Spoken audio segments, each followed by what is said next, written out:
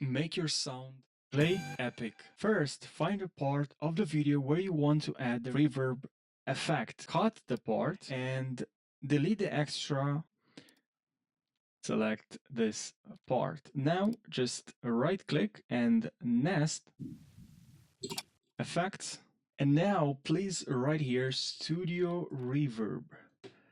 Now drag this onto this audio, click effect controls, and then here we have custom setup.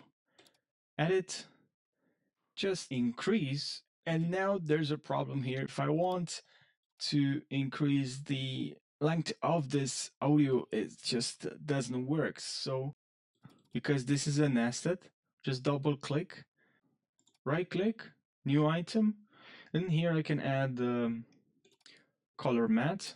Okay, okay, okay, drag, drop, and just exit this nest, and now we can actually expand the video, which is exactly what we want. Then it just works, right? And now we can play.